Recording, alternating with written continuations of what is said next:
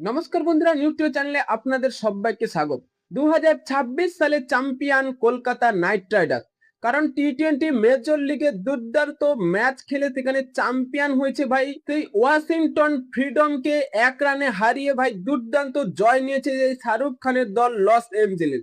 এই ট্রফিটা জয়ের সাথে সাথে কেকেআর 10টা ট্রফি জয় হয়ে গেল, আইপিএল 3টে এবং ক্যারিবিয়ান প্রিমিয়ার লিগ সেখানে 5টা এবং টি-20 মেজর লিগে একটা এবং মহিলা ক্রিকেট দল বাই সেই ক্যারিবিয়ান প্রিমিয়ার লিগে সেখানে তারা একটা ট্রফি জয় করেছে। প্রায় 10টা ট্রফি জয় করে ফেললো কলকাতা নাইট রাইডার্স। জেসন হোল্ডারের ক্যাপ্টেন্সিতে দুর্দান্ত জয় পেল কলকাতা এবং সেই সুনীল নারিন, যার কথা বললেই নয় যে বড় ম্যাচের প্লেয়ার, তিনি আবারও প্রমাণ করে দেখালেন।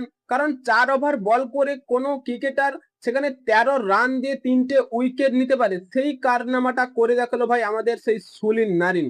এবং আন্দ্রে রাসেল কিছুটা ভালো বল করেছে, উইকেট পায়নি, যাই হোক রানটাকে ঠিকঠাক রেখেছিল। কিন্তু একটা সময় শেষের দিকে এসে ভেবেছিলাম যে ম্যাচ হয়তো হেরে যাচ্ছি, কারণ যেভাবে খেলছিল লাস্টের দিকে এসে ওয়াশিংটন ফিটমনেরা ভালো খেলছিল এবং 3 বলে 8 রান বাকি ছিল, সেই লকি ফার্গাসন এসে 4 মারছে এবং 1 রানের জন্য আমরা জয় পেয়েছি। সেই ট্রফিটা সেই দেখতে পেয়েছি বা ট্রফির যে স্বাদটা 2026 সালে ছিল সেটা পূরণ করতে পেরেছি।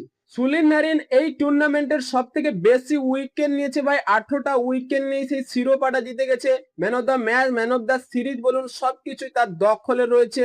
দুর্দান্ত খেলেছে সেই সুনীল নারিন। তাই এই পারফরমেন্সটা আমরা চাইছি 2027 সালে কেকেআর এর হয়ে ভালো কিছু করুক সেই সুনীল নারিন। হ্যাঁ বন্ধুরা, আপনাদের কি মনে হয় সেই লস এঞ্জেলেস অর্থাৎ টি-20 মেজর লিগ যে জয়টা পেয়েছে এটা কেকেআর এর জন্য দুর্দান্ত অ্যাচিভমেন্ট? এবং আপনাদের কি মনে হয় আরো 2027 সালে আমরা ট্রফি জয় করতে পারবো এই টিমটা যদি ভালো খেলে? তাই আপনাদের মতামত কমেন্ট বক্সে লিখে জানিয়ে দিন এবং চ্যানেলটি সাবস্ক্রাইব করে আমাদের পাশেই থাকুন।